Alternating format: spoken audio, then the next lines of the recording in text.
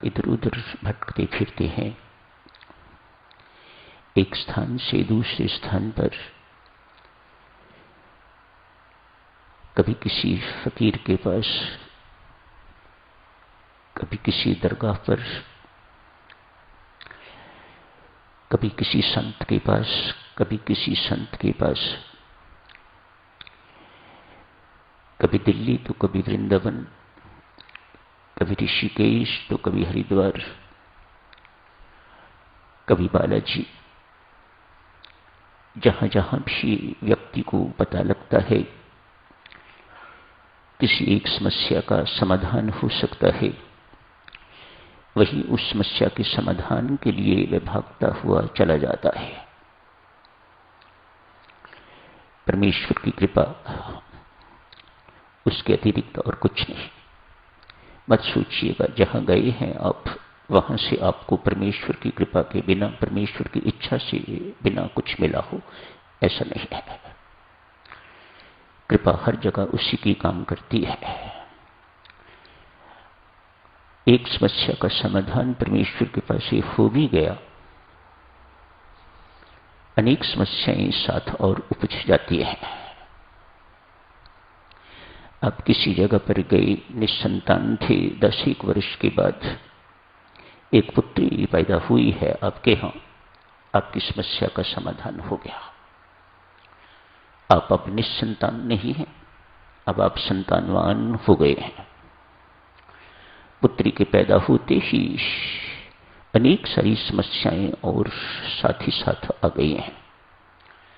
इसका अर्थ साधकजनों इतना ही समझने योग्य है, कोई ऐसा व्यक्ति इस संसार में दिखाई नहीं देता जो अंत समय तक अपनी समस्याओं का अंत कर सका हो। आपके भी अनुभव की चीज है, सबके अनुभव की चीज है। इसके बावजूद भी आदमी अपनी सारी की सारी जिंदगी, जितना भी जीवन है, वह इसी में झोंक देता है। जो चर्चा आपकी सेवा में की जा रही है देवी सज्जनों, ये समस्याएं तो कभी खत्म नहीं होंगी।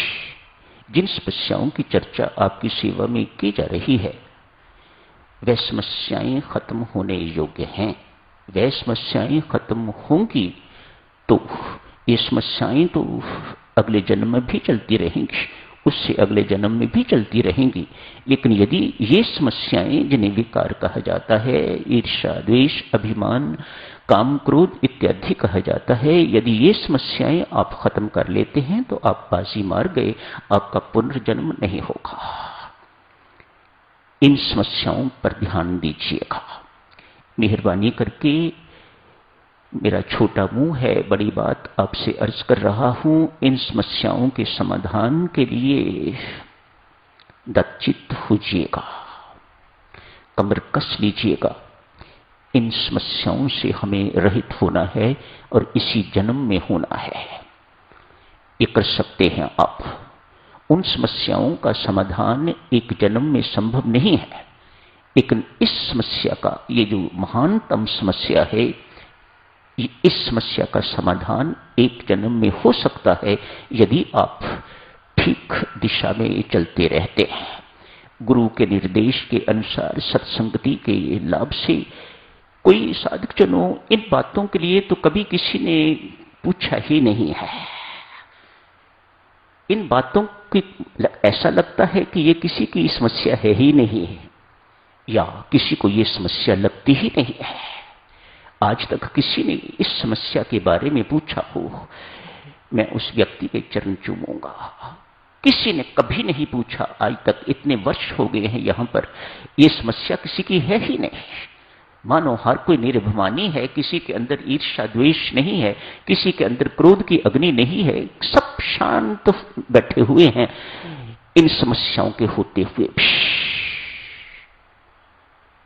परमात्मा तो जानता है, अतएव ये सब पुनर्जन्म की तैयारी है और कुछ नहीं है।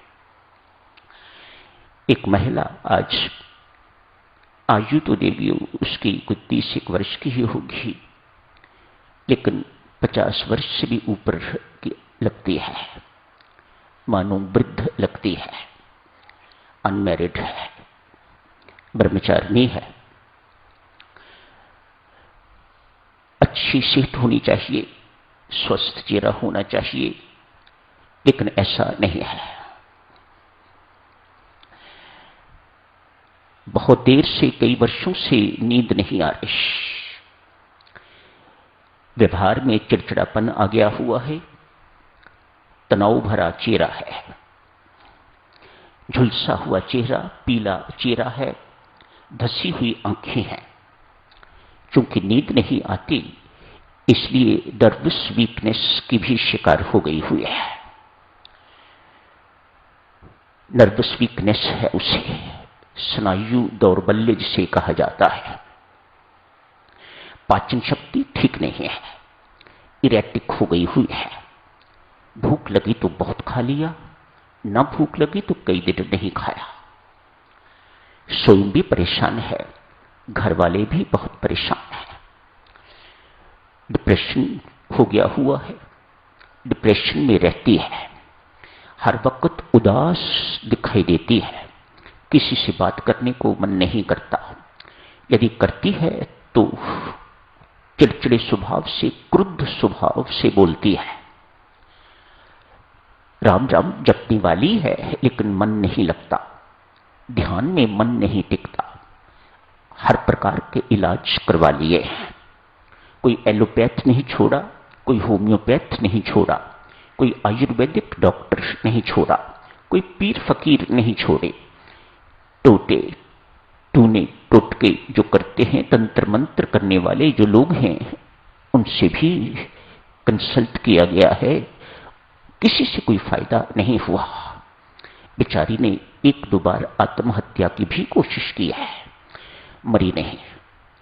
मरी नहीं तो इस बात की भी निराशा है उसे, मानो कुछ मन में इस प्रकार का है, जो वह चाहती है होना चाहिए था वह हुआ नहीं है। इस बोझ को अपनी जिंदगी का बोझ बना के तो वह बैठी हुई है। आज साधकजनों, एक अंतिम प्रयास उस महिला ने किया है। आजकल पॉली क्लिनिक्स हैं, मल्टी स्पेशलिटी क्लिनिक्स। कई लोगों को उसके रोग का पता है, बेचारी जगह जगह भटक रही है, लेकिन कहीं से कोई फायदा नहीं हुआ। आज ऐसी क्लिनिक में गई है, डॉक्टरों का एक पैनल बैठा हुआ है, उसमें न्यूरोलॉजिस्ट भी हैं, साइकोलॉजिस्ट भी हैं, साइकेट्रिस्ट भी हैं, जनरल मेडिसिन वाले भी हैं, इत्यादि इत्यादि पूरा बेंच बैठा हुआ है और इस देवी को एग्जामिन किया जा रहा है। एग्जामिन करने के बाद देवियों सज्जनों, जो उन्होंने निष्कर्ष निकाला, जो उनकी डायग्नोसिस है, वह देखिएगा।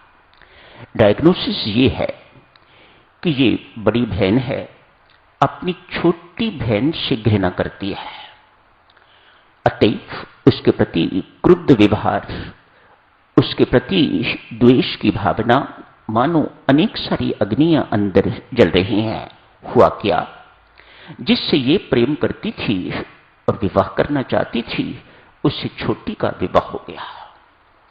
ये बात ये सहन नहीं कर पाई, ये बात ये स्वीकार नहीं कर पाई।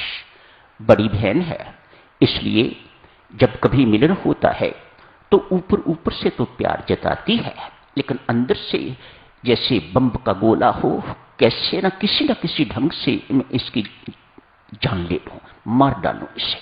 अंदर से अंदर घृणा की आग, उसके अंदर द्वेष की आग उसके अंदर भड़क रही है, ज्वाला भड़क रही है उसके अंदर। ये डायग्नोसिस इन्होंने, डॉक्टरों ने दी थी। कहा, देवी इस रोग का इलाज हमारे पास नहीं है, मेहरबानी करके किसी संत महात्मा की चरण शरण में जाओ, वह तेरा इलाज करेगा। ऐसा ही हुआ। संबंध तो पहले भी था, लेकिन कभी संत के सामने, कभी वहां के जो आचार्य हैं उनके सामने अपना मुख नहीं खोला। आती रही हैं,